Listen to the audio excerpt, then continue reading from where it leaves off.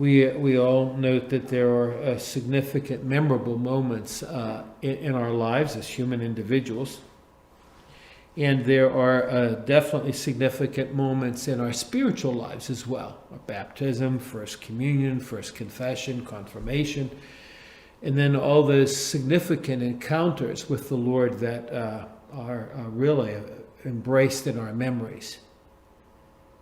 One of those significant moments in my life happened in January of 1981.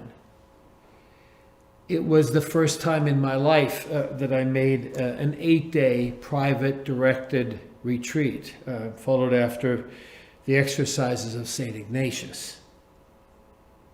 And I've made that same private directed retreat over the course of all the years since 1981. But what occasioned the opportunity for me to make that retreat is because I was in a state of spiritual turmoil. Several years before that, I committed a serious sin of omission. I witnessed a terrible accident where 3 people were instantly killed. It was on a busy highway here in the Pittsburgh area, and all of the traffic stopped. Everybody got out of their cars to go over to the scene of the accident.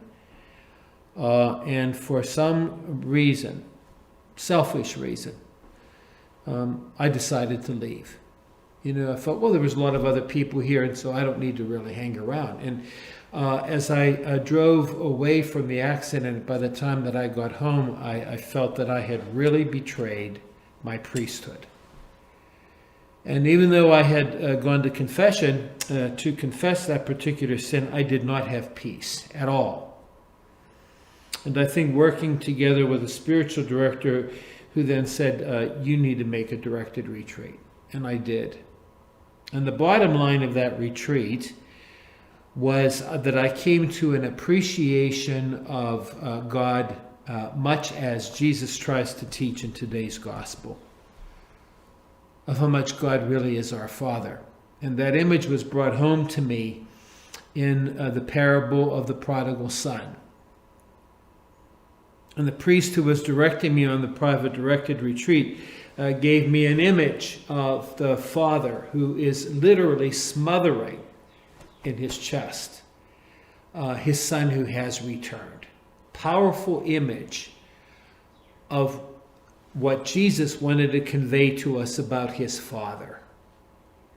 That what is in the Father's heart is nothing more than wanting to see us be one with him. Nothing more than for us to know how much he loves us and how willing he is to forgive us. And we know that, Jesus did come to this earth to save us because we messed things up from what the Father's original plan was. But the way in which Jesus was able to convey that is to let us know that God is the perfect Father. He's not out to get us. His interest is not to punish us. But his interest is to love us and to let us know that we in fact are saved. And so, at a certain point in his public ministry, Jesus said, here it is. I've been trying to teach you about the Father, and here's how I want you to connect with the Father, and this is how you should pray. Our Father who art in heaven.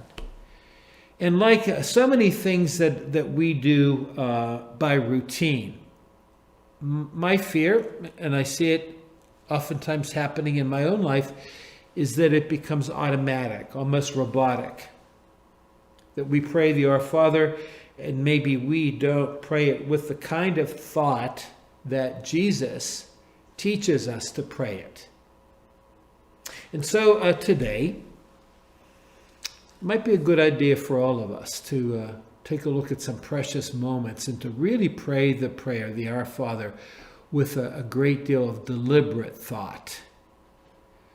And a thought that is motivated by the gratitude that we have that God does in fact love us very much. He does not hold on to the things that we've done, but is there waiting for us to turn over to Him whatever it is that troubles us, whatever it is that we feel guilty about. Because part of the difficulty of what prompted me to have to make that retreat in 1981 is that I could not forgive myself. But it's important for us to remember, as I came to remember, salvation doesn't depend on us. It depends on our response to a God who wants to love us immensely. And you see what happens whenever we come to that particular realization and recognition is that then we follow on at the very end of the teaching of Jesus today. Then we know what a joy it can be when we can forgive each other. Personally, and for me, that's brought great joy when I have been able to let the Lord bring through me forgiveness to other people who felt as guilty as I did way back in the 1980s, and to be instruments of that kind of joy.